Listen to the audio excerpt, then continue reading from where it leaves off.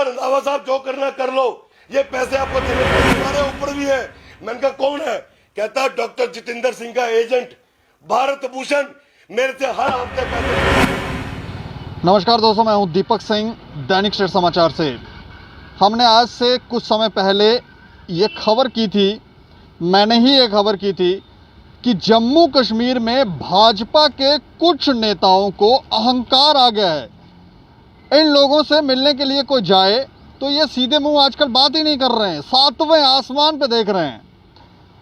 और तब जम्मू कश्मीर के भाजपा के वो छोटे मोटे लीडर, उनको नहीं पता था कि आगे चलकर सिचुएशन हो जाएगी कि इनकी भी नहीं सुनी जाएगी। बाद में इनको समझ आया कि यहाँ पर खेल कोई और खेल रहा है और हम सिर्फ ऐसे ही हैं भाजपा में। और भाजपा के लीडर खुद भी ये सोचने पे मजबूर हो गए कि हम आखिर पार्टी में हैं क्यों। बंगाल के अंदर जो हुआ वो सब ने देखा और भाजपा के नेताओं को उम्मीद थी कि वो वहां पर जीत का परचम लहराएंगे। वही हश्र होगा उन सभी पार्टियों का जो हश्र 2014 की इलेक्शन के बाद 2019 की इलेक्शन में हुआ। लेकिन ऐसा हुआ नहीं और मात खा बैठी वहां पर भाजपा। लेकिन अब बात जम्मू कश्मीर की करेंगे, क्योंकि अहंकार की एक सीमा होती है और सीमा जब लांघ जाए तो उसका कुछ ना कुछ इम्पैक्ट जो है वो कहीं ना कहीं दिखता है। विक्रम रंधावा, चौधरी विक्रम रंधावा, जो भाजपा के सीनियर लीडर हैं, वो खुद ही पार्टी को भी, पार्टी के जो उनके बड़े दिग्गज लीडर हैं डॉक्टर जितेंद्र सिंह, उनको एक्सपोज कर रहे हैं। यहाँ पर पुलिस डिपार्टमेंट के बारे में वो जो बोल रहे हैं, माइनिंग डिपार्टमेंट के बारे में ये बोल रहे हैं।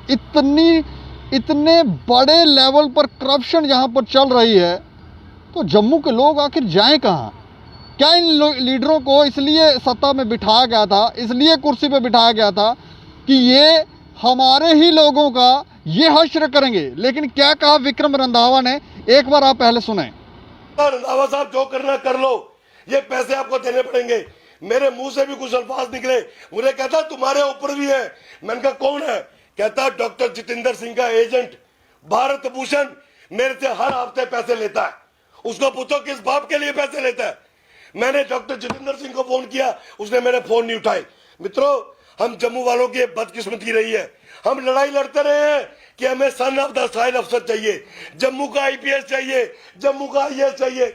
आज जम्मू के आईपीएस आईएएस अफसर ने हमारा जीना हराम कर दिया है। ये चंदन कोहली, ये हमारा डिपकॉम, जिसको डिपकॉम जम्मू लगाने के लिए हम भी लड़ रहे थे। मैंने मुबारक दी थी अपने डिपकॉम लंगर को कि तुम सन ऑफ द साइल हो। जिस दिन ये नोटिस निकला तब से लेकर अब तक मैंने 32 कॉलें की राघव लंगर को कि हमारी बात सुनो। उसने मेरा फोन नहीं उठाया और मुझे आगे कह रहा I will call you back. मैंने उसको लिखा I know you will not call me back and I will shoot one of your mentally sick अफसर। उसके बावजूद भी मेरा वो मैसेज आप देख सकते हो जो मैंने टिपकॉम को लिखा था कि अगर आपने मेरी बात नहीं सुनी मैं खुद को भी गोली मारूंगा और आपके एक मेंटली सिक अफसर को भी गोली मारूंगा। लेकिन उसने आज तक मुझे फोन नहीं किया। यहां तक कि हमारे एक अधिकारी जिनके तलुए ये टिपकॉम चाटता है, उनको भी मैंने बताया, उन्होंने इसको फोन किया, भाई कोई टेंशन हो रही है, रंधावा साहब से बात करो। पूरी घर जो है खराब होने की कगार पे आ गए। 3 दिन हमारे घरों में, मित्रों 3 दिन हमारे बच्चों ने रोटी नहीं खाई। हमारे घर में कलेश बना रहा कि हमारी रोजी रोटी खत्म हो जाएगी। ऐसे हाल बन गए पानी का बड़ा।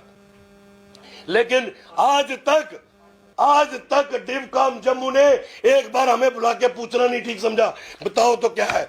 तो मित्रों, मैंने आपके सामने सारी पिक्चर क्लियर की है। हमारी मरने की बारी आ चुकी है। इनमें से मैं किसी को नुकसान नहीं पहुंचाऊंगा। पहली गोली भी मारूंगा तो खुद को मारूंगा, पहले आग भी लगाऊंगा तो खुद को लगाऊंगा, लेकिन पहले उस हरामजादे डीएमओ को आग लगाऊंगा। पहली गोली भी मारूंगा उस डीएमओ अंकुर सचदेवा को गोली मारूंगा। और मैं आपसे फिर निवेदन कर रहा हूं कि मेरे कोई भी वर्ड्स काटना मत। इसको पीएमओ तक पहुंचाओ। इसको जितेंद्र सिंह को बताओ कि तेरे को दिल्ली इसलिए नहीं भेजा कि तू यहाँ पर एजेंट खड़े कर।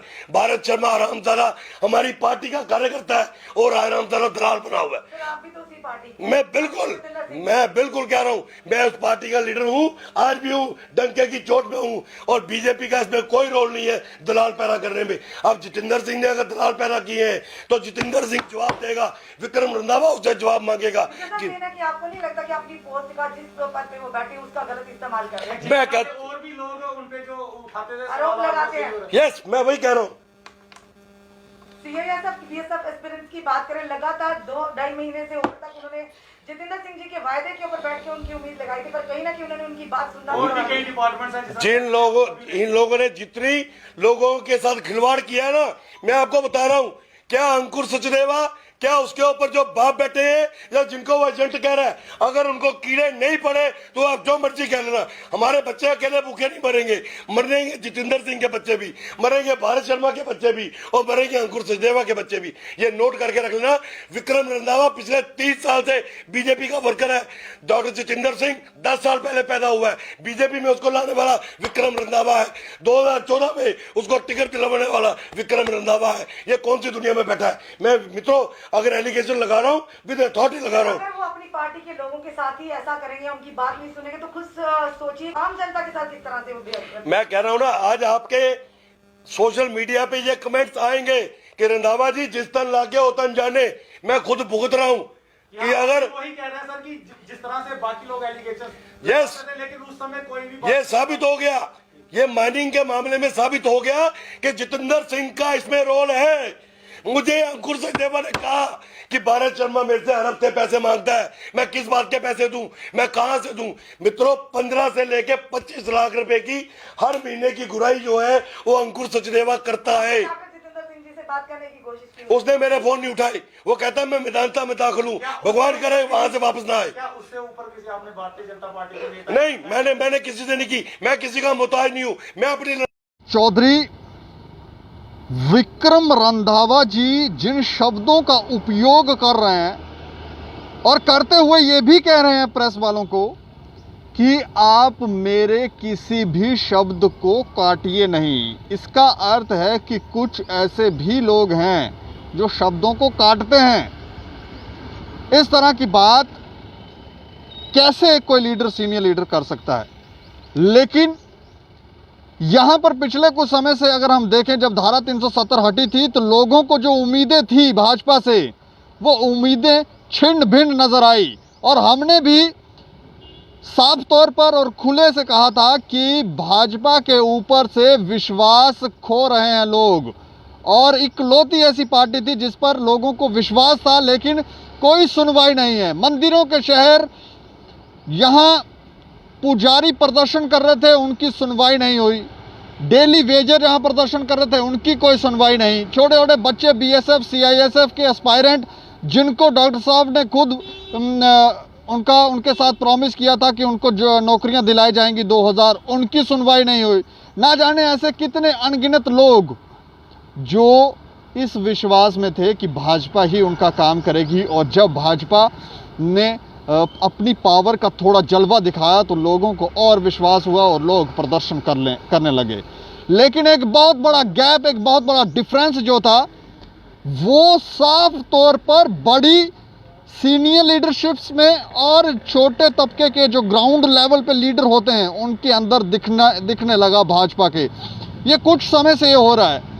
जब ये लोग लोगों से वादा करते हैं, प्रॉमिस करते हैं, तो इनका वो काम नहीं होता तो लोग इनसे सवाल पूछने लगते हैं, तो ये बेचारे निशब्द हो जाते हैं। इनको पता नहीं, कई ऐसे आपने तस्वीरें भी देखी होंगी जहां पर भाजपा के लीडरों को लोगों का विरोध झेलना पड़ा। लोग जब ये लीडर वहां पर जाते थे तो वहां पर इनको किस तरह से लोग इनके साथ व्यवहार करते थे, क्योंकि इन्होंने प्रॉमिस किए हुए थे तो पूरा नहीं कर पा रहे थे, तो लोग इनको गाली गलोच तक करने पर मजबूर करते थे, और ये बेचारे निशब्द होकर गर्दनें नीचे करके समझाने का प्रयास करते थे।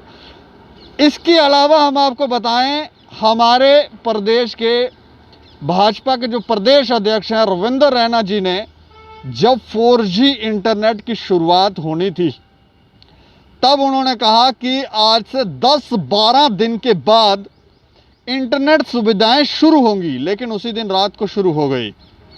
तो कोई ऐसा है जो केंद्र में बैठकर वहां से अपने फैसले चला रहा और यहां की जो ग्राउंड लेवल पर लीडरशिप है उससे नास्तो नाबूद करने का प्रयास कर रहा है। उनकी ग्राउंड, उनका बेस जो है वो ही नष्ट कर देने का प्रयास किया जा रहा है यहां पर। और सभी के सभी, क्योंकि यही निर्देश हमें लगता है इन लोगों को दिए गए हैं, लीडरों को, कोई बोलेगा नहीं, कोई बोलेगा ही नहीं। तो यहां पर लोग किसको जाकर सुनाएंगे दुखड़ा कि हमारे साथ क्या क्या हो रहा है। लेकिन ये जो प्रेस कॉन्फ्रेंस की गई है ये उसी का एक नतीजा है कि आपने ग्राउंड लेवल के लीडरों को दबाने का प्रयास किया है और ये खुद ही अब एक्सपोज कर रहे हैं कि पैसा ले रहे हैं, वो पैसा खा रहा है, वो वाला ऊपर वाला पैसा खा रहा है, हम उसको पैसा दे रहे हैं। आम लोग मर जाते हैं टैक्स दे दे के और उनको उम्मीद होती है कि जिनको वो पैसा दे रहे हैं, ये सरकारें जो बनाई गई हैं उनके लिए कुछ ना कुछ करेंगे। लेकिन ये लोग देखें आप क्या कर रहे हैं। लेकिन आगे चलकर इस पर क्या नई चीज़ें उजागर होती हैं, क्या निकल कर आता है, ये देखने वाली बात होगी। लेकिन कुछ हद तक हम ये ज़रूर कहेंगे कि जो उम्मीद भाजपा से थी लीडर लोगों को, वो कहीं ना कहीं धूमिल होती जा रही है और पूरी की पूरी एडमिनिस्ट्रेशन जो है वो हाईजैक कर दी गई है। जो एक बार बयान भी दे रहे थे प्रेस कॉन्फ्रेंस के माध्यम से, हर्षदेव जी पैंथर पार्टी के जो चेयरमैन हैं, उन्होंने कहा था कि पूरी की पूरी एडमिनिस्ट्रेशन ही हाईजैक कर दी गई है।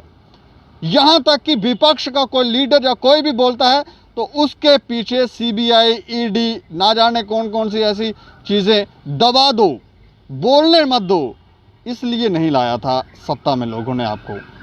लेकिन इसके ऊपर क्या नई चीज़ें निकल कर आती हैं आने वाले समय में देखने वाली बात होगी। लेकिन आप लोग अपनी राय ज़रूर रखें और देखते रहें दैनिक स्टेट समाचार। मुझे और मेरे सहयोगी राजेंद्र भगत जी को दीजिए इजाज़त। नमस्कार।